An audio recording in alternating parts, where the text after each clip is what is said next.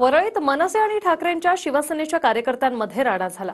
आदित्य ठाकरेंच्या आमदार निधीतून ज्येष्ठ नागरिक कट्ट्याचं बांधकाम अनधिकृत असल्याचा आरोप मनसेने केला आणि त्यावरून जांभोरी मैदानात अक्षरशः धक्काबुक्की झाली। पाहूया।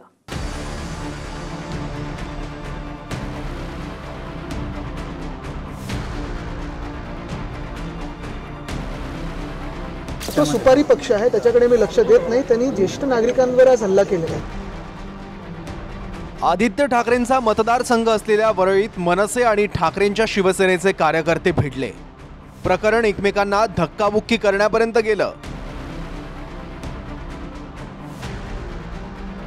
वरळीतल्या जांभोरी मैदानात ठाकरेंच्या शिवसेनेकडून ज्येष्ठ नागरिकांच्या कट्ट्याचं काम बेकायदेशीरपणे सुरू असून हा जमीन हडपण्याचा डाव असल्याचा आरोप मनसेचा आहे। हेच बांधकाम पाहण्यासाठी मनसेचे संतोष धुरी आणि संदीप देशपांडे कार्यकर्त्यांसह जांभोरी मैदानात आले। त्याच वेळी दोन्ही पक्षाच्या कार्यकर्त्यांमध्ये चकमक झाली। बघा तो सुपारी पक्ष आहे, त्याच्याकडे मी लक्ष देत नाही। त्यांनी ज्येष्ठ नागरिकांवर आज हल्ला केलेला आहे। तो व्हिडिओ आपण पहा। धक्काबुक्की ज्येष्ठ नागरिकांना केलेली आहे। ही निवडणूक आली की सुरू होतात 2 महिने आणि मग परत झोपलेले असतात। मुख्य गोष्ट हीच आहे की अशा टपोरी लोकांकडे लक्ष देऊ नये। ह्यांचं थोडंफार ह्याच्यासाठी आपण पाहता काही असे पण लोक आहेत ज्यांच्याकडे कामगार सेनेत त्यांचे होते, आंदोलन करायला लावलं आणि मग सेटलमेंट करायची म्हणून त्यांनाच धोपटलं गेलं त्यांच्या ऑफिसमध्ये। मग त्यांना तो पक्ष बदलायला लागला। तर अशा पक्षाकडे लक्ष देऊ नका।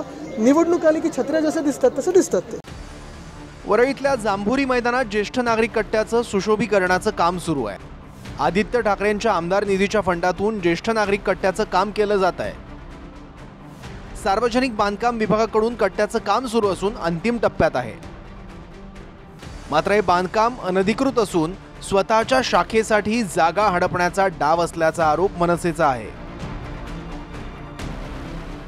ज्येष्ठ नागरिक कट्टा म्हणजे कॅनोपी टाकली वरती, खाली बसायला तिकडे बेंचेस टाकले।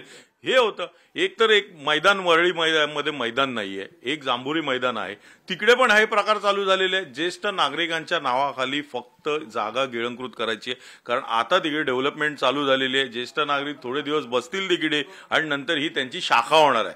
ज्या त्यांच्या अनधिकृत शाखा आहेत ना, त्या पद्धतीने ही एक शाखा होणार आहे आणि हा त्यांचा डाव आहे।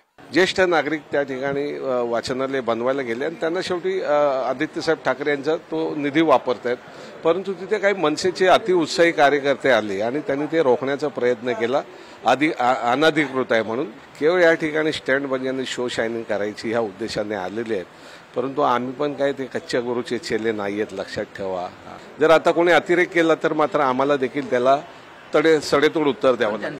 3 महिन्यात विधानसभेच्या निवडणुका आहेत आणि आदित्य ठाकरेंच्या वरळी मतदारसंघात मनसेनंही लक्ष घातलंय। आदित्य ठाकरेंच्या विरोधात मनसेकडून संदीप देशपांडेंचं तिकीट जवळपास निश्चित आहे। त्यामुळे येत्या काही दिवसात मनसे आणि ठाकरेंच्या शिवसेनेत ही चकमक सुरूच राहील।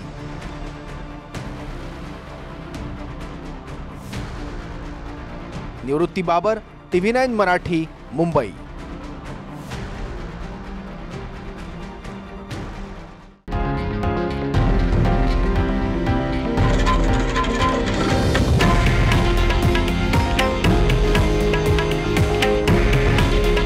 हे आहे देशातील नंबर 1 न्यूज नेटवर्क आणि आपण पाहत आहात TV9 मराठी।